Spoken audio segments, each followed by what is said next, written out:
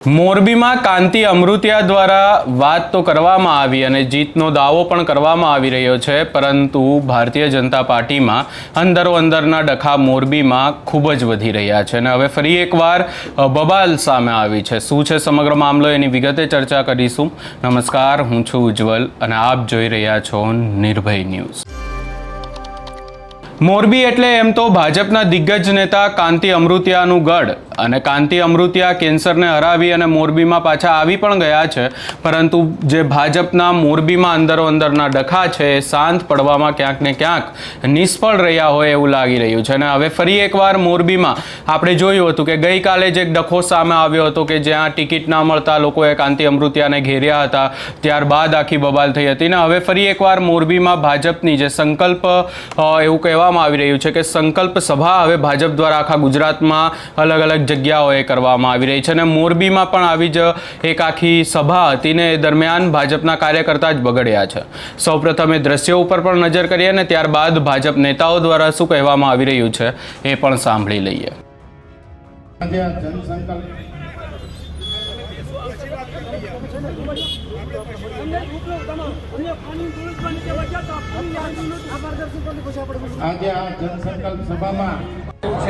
આજે સમગ્ર ગુજરાતમાં પ્રદેશ ભારતીય જનતા પાર્ટી દ્વારા તમામ મહાનગરપાલિકાઓની અંદર જનસેવા સંકલ્પ જે ભાજપના ઉમેદવાર છે એમના દ્વારા લેવામાં આવ્યો છે। બધી જ મહાનગરપાલિકામાં આ પ્રકારની પ્રક્રિયા હાથ ધરવામાં આવી છે। ભારતીય જનતા પાર્ટીનો ઉદ્દેશ હંમેશા રહેલો છે અને એ ઉદ્દેશ સાથે સેવાના કાર્યોમાં જ્યારે મહાનગરમાં વિવિધ સમાજના આગેવાનોને, લોકોને, કાર્યકર્તાઓને ભારતીય જનતા પાર્ટીએ ચૂંટણી લડવા માટેની જવાબદારી આપી છે, ત્યારે એ સેવાના સંકલ્પ સાથે આજથી જ પોતાના કાર્યની શુભ શરૂઆત કરે અને એ કાર્યમાં પોતાનું યોગદાન આપે। સાથોસાથ દરેક વોર્ડમાં એક ટીમ બનાવીને ભારતીય જનતા પાર્ટી મોરબી મહાનગરપાલિકાની તમામ 52 સીટો ઉપર વિજય પ્રાપ્ત કરે એ માટેની ચર્ચા, એ માટેનો વિચાર આજે એમની સમક્ષ મૂકવામાં આવ્યો છે। સમગ્ર ગુજરાતની અંદર સ્થાનિક સ્વરાજ્યની ચૂંટણીઓ જ્યારે ચાલી રહી છે ત્યારે ભારતીય જનતા પાર્ટીએ 10,000 કરતાં વધારે સ્થાનો ઉપર પોતાના ઉમેદવારોના ફોર્મ ભરાવેલ છે। ઘણી બધી બેઠકો, ઘણી બધી જગ્યાએ ભારતીય જનતા પાર્ટી બિનહરીફ પ્રાપ્ત કરી છે। વિરોધ પક્ષમાં જે લોકો મોટી મોટી વાતો કરતા હતા, ચૂંટણીઓ સ્થાનિક સ્વરાજ્યની અમે જીતવાના છીએ એવા બણગાઓ ફૂંકતા હતા, એ લોકોને જવાબ ગઈકાલની ઉમેદવારી દ્વારા પ્રાપ્ત થઈ ગયો છે કે કોઈ પણ પક્ષ પૂર્ણ સ્વરૂપમાં કોઈ પણ જગ્યાએ ઉમેદવારો ઊભા રાખી શક્યા, કરી શક્યા નથી અને એ સ્વરૂપે ભારતીય જનતા પાર્ટીએ ગઈકાલથી જ વિજયની શુભ શરૂઆત કરી દીધી છે।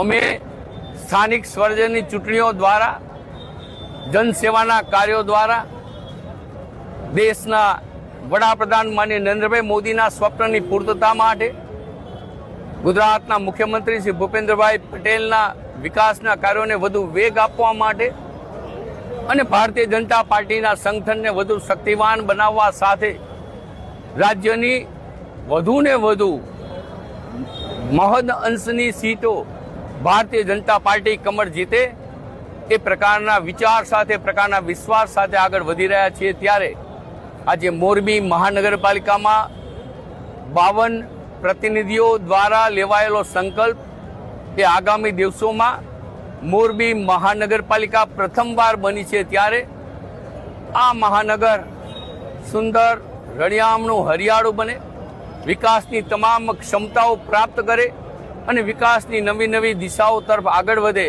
એ પ્રકારના વિચાર સાથે આજે કાર્ય આરંભ્યું છે। બધા જ 52 ઉમેદવારોને વિજયની, જીતની શુભકામનાઓ પાઠવે।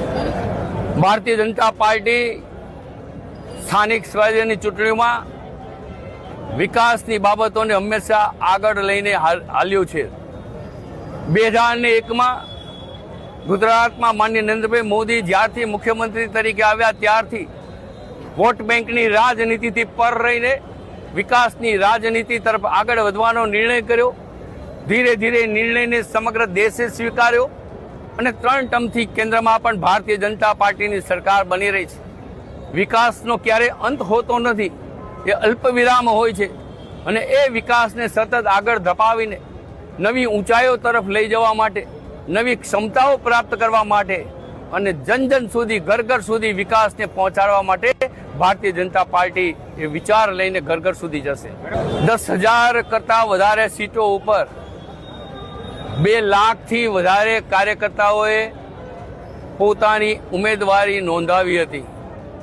ભારતીય જનતા પાર્ટી એક એવી પાર્ટી છે કે લોકશાહી પદ્ધતિથી, લોકશાહી પ્રક્રિયા કરીને કોઈ પણ કાર્યકર્તા હોય એને પૂર્ણ સ્વરૂપની તક પ્રાપ્ત થાય એના માટે હંમેશા કાર્ય કરે છે અને એટલે પોતાની ઉમેદવારી નોંધાવવા માટે પ્રત્યેકને હક છે. પરંતુ વિશેષ સ્વરૂપે પ્રદેશ પાર્લામેન્ટરી બોર્ડ એટલે કે ચૂંટણી સમિતિ અને પ્રદેશના શીર્ષસ્વ નેતૃત્વ નક્કી કરતું હોય છે કે સામાજિક રીતે, ભૌગોલિક રીતે અને અન્ય પાસાઓને ધ્યાનમાં રાખીને અત્યારે કયા પ્રકારનો નિર્ણય કરવો જોઈએ એ નિર્ણય કર્યો છે.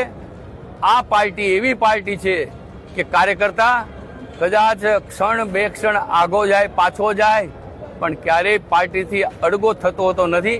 એ બધા જ કાર્યકર્તાઓ ભારતીય જનતા પાર્ટીમાં કમર કસીને કાર્ય કરશે અને ભારતીય જનતા પાર્ટીને વિજય બનાવશે. ભારતીય જનતા પાર્ટી ગુજરાત પ્રદેશે એક શિસ્ત સમિતિ બનાવી છે. જે તે જિલ્લાના ભારતીય જનતા પાર્ટીના અધ્યક્ષો એમનો રિપોર્ટ આપશે, એના આધારે પ્રક્રિયા કરશે. પરંતુ અમારી પહેલી ફરજ હોય છે, જિલ્લા પ્રમુખ હોય કે જિલ્લા સંગઠનનો કોઈ પણ કાર્યકર્તા હોય, પહેલી ફરજ છે કે જે કાર્યકર્તાએ 5, 10, 20 વર્ષ સુધી કાર્ય કર્યું હોય, કદાચ ગુસ્સામાં, આવેશમાં કોઈ નિર્ણય કર્યો હોય તો એને બોલાવવા, સમજાવવા, વાત કરવી અને સાથે લેવા. આમ છતાં કંઈ હશે તો એનું નિર્ણય પ્રદેશ નેતૃત્વ કરશે.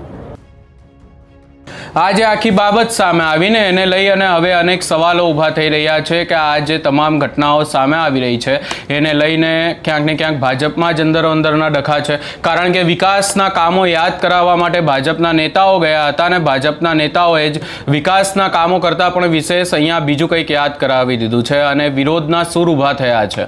આજે આખી ઘટના સામે આવી છે, એને લઈ તમારો શું અભિપ્રાય છે એ અમને કમેન્ટ કરી જરૂર જણાવશો અને અમારી ચેનલ નિર્ભય ન્યૂઝને લાઇક, શેર, સબસ્ક્રાઇબ કરવાનું ભૂલશો નહીં.